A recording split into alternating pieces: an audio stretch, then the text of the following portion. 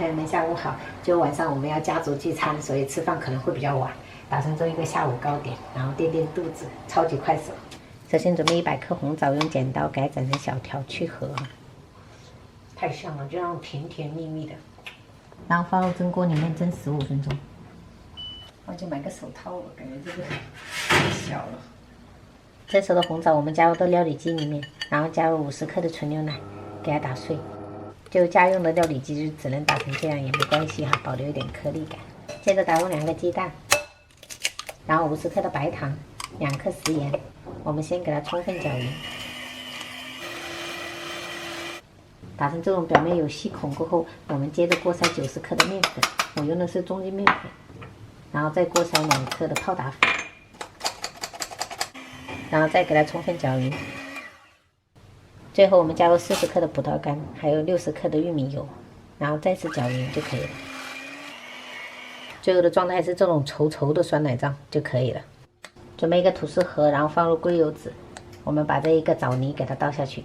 家里没有吐司模具的，其实用圆形的那种戚风蛋糕的那种模具也可以，或者是用纸杯蛋糕的都可以哈。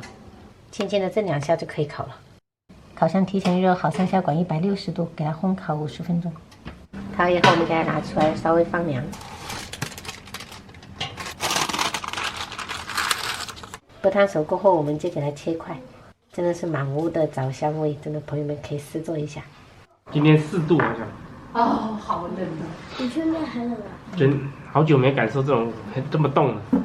哎呦，好冷啊，看着都好想喝。先吃点枣糕填填肚子哈，晚上我们有好料吃了。以茶代酒。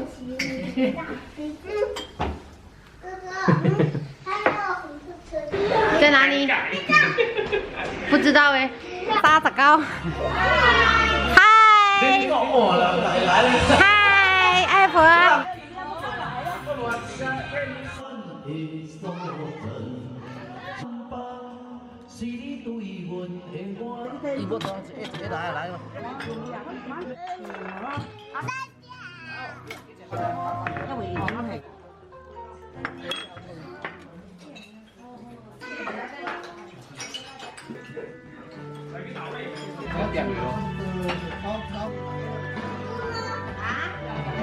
菊妮，干杯！这个菜菜好吃哦。烫啊！这能来一个？来。哇塞！棒哦！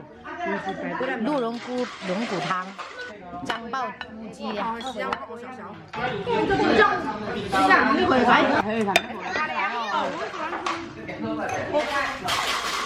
椒盐龟咖是龟咖吗？啊，鸡啊，很鱼啊，啊，看起来好像龟咖哦，这样子看。哦，安尼。